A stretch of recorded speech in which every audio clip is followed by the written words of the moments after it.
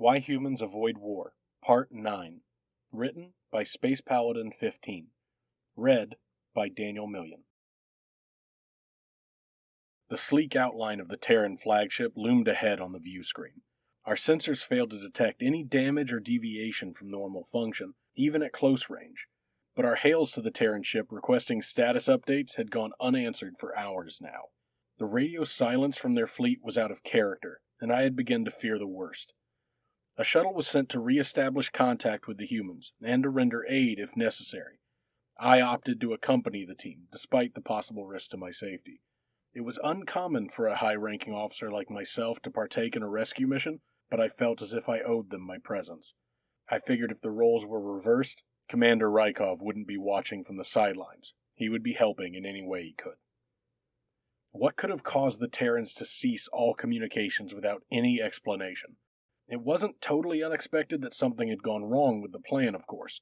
The logistics of evacuating thousands of civilians in minutes were impractical, if not impossible.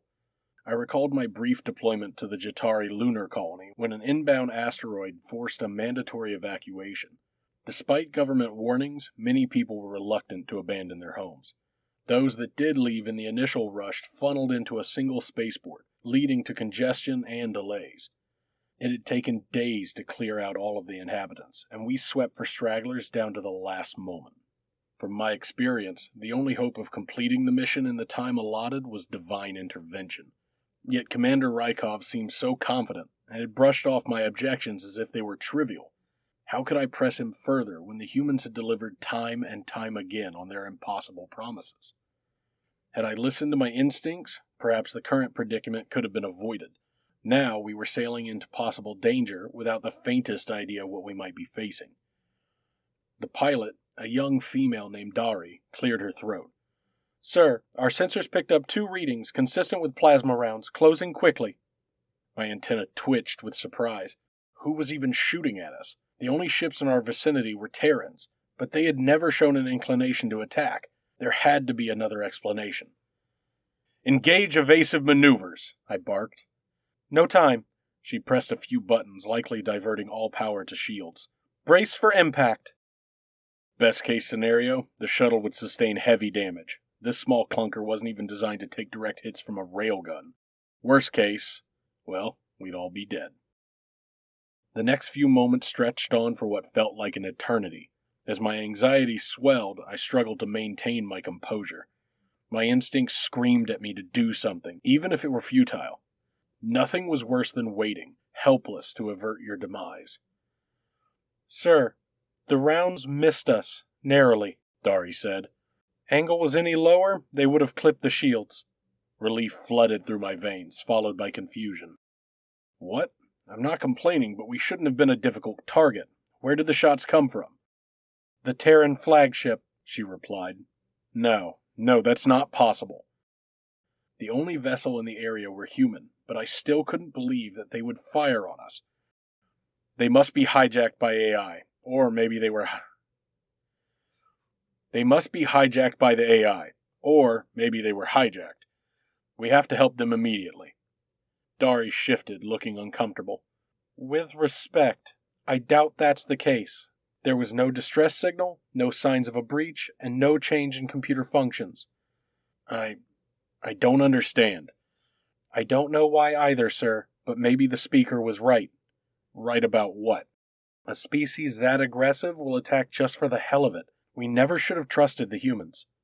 My mind was reeling. The evidence indeed pointed to the Terrans acting of their own volition. Dari was correct. I would never ascribe to the speaker's ideas on aggression, given that she had directed them at my own species in the past. But her warnings that the humans would turn on us were prophetic in the light of the current situation. Perhaps they were just using me to gain access to stealth ships all along? Once I had fulfilled that purpose, they had no reason to pretend to be allies any longer. While that explanation made sense given the circumstances, it didn't ring true in my mind. These were people that just yesterday I considered friends, that I would have entrusted with my life.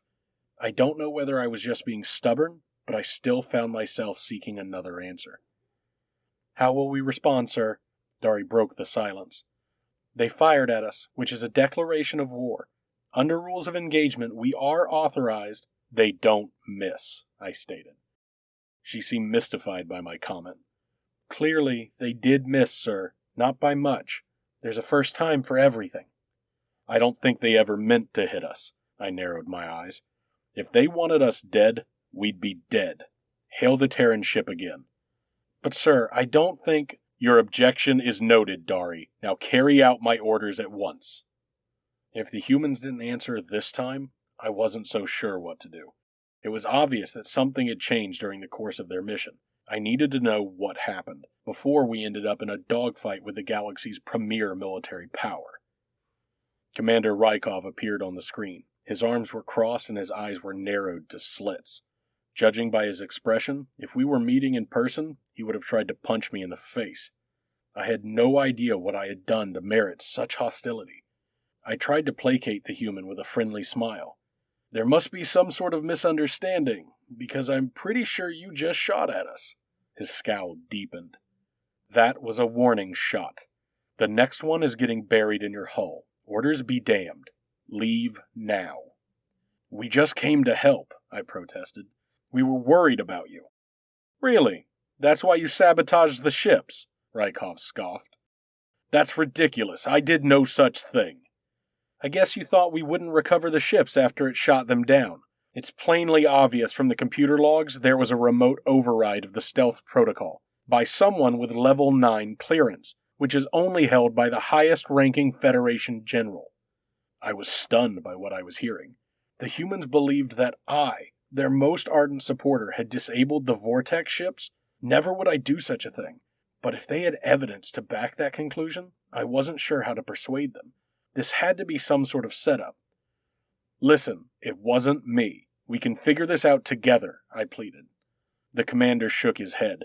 Save it. 3 of my men died because of you. We should kill you, but us shooting down a Federation ship is just the thing Eula needs to throw us out. A gasp escaped my lips as realization dawned on me. Eula. She has level 9 clearance too. Wait, she does? That's right. The Speaker is also your commander-in-chief, he muttered. She has a lot more motive than you. I couldn't understand why you did it.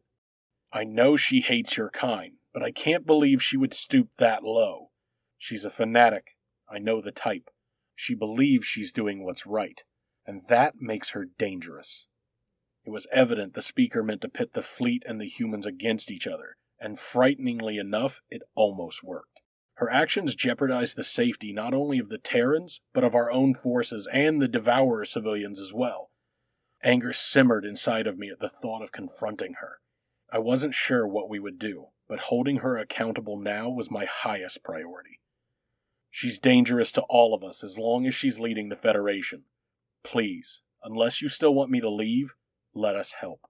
Eula needs to pay. We'd graciously accept your assistance and welcome you aboard the flagship.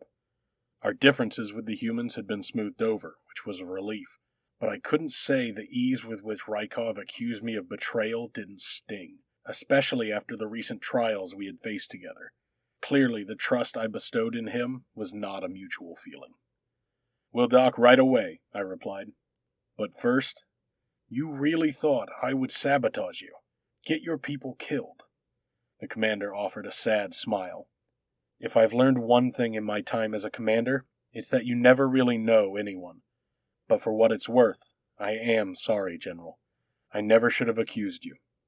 My bitterness dissipated as I saw the glint of wetness in his eyes. A pang of pity stabbed through my heart as I realized the poor man didn't trust a soul. Expecting his confidence after being acquainted for mere days was perhaps too much to ask. Apology accepted. Why Humans Avoid War, Part 9. Written by Space Paladin 15. Read by Daniel Million.